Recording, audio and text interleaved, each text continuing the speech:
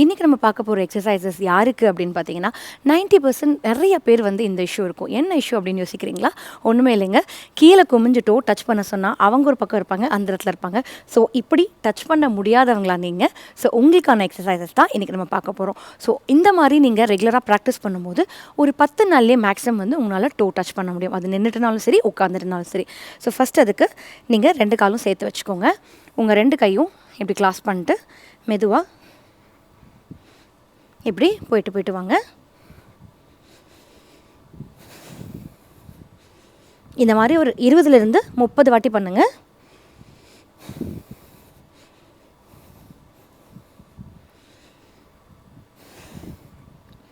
Okay, relax.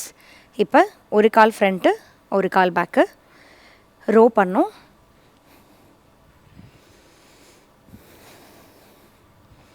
உங்கள் 2 காலும் ஃப்ளாட்டாக இருக்கணும். ஹீல் தூக்காமல் ஜஸ்ட் ரைட் லெக்கில் ஒரு 20 வாட்டி, லெஃப்ட் லெக்கில் ஒரு 20 வாட்டி. Change your side.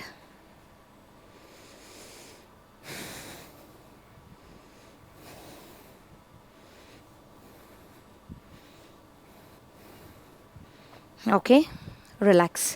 இப்போ ஒரு காலை இப்படி டோ லிஃப்ட் பண்ணி இப்படியே ஹோல்ட் பண்ணிட்டு அப்படியே ரீச் பண்ணுங்கள். எவ்வளோ தூரம் உங்களால் முடியுமோ அவ்வளோ தூரம் போங்க. Change your side.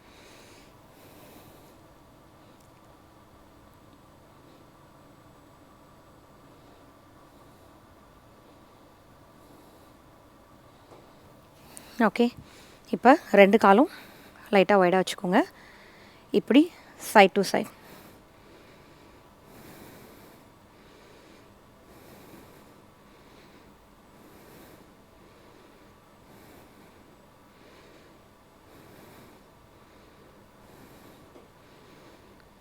Okay, relax. 2 காலும் சேர்த்து வச்சு பேக் சைடில் நீ ஸ்ட்ரைட் பண்ணி எவ்வளோ தூரம் ஹோல்ட் பண்ணி அப்படியே தலையை டுவர்ட்ஸ் த நீ புஷ் பண்ணி ஹோல்ட் பண்ணும்.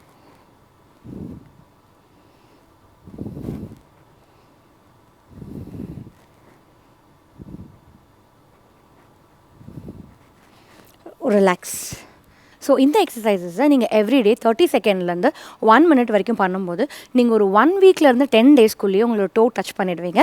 ஸோ உங்களோட ஃப்ளெக்சிபிலிட்டியும் இம்ப்ரூவ் ஆகும், உங்களோட டைட்னஸும் கம்மியாகும். ஸோ ட்ரை பண்ணி பாருங்கள். தேங்க்யூ.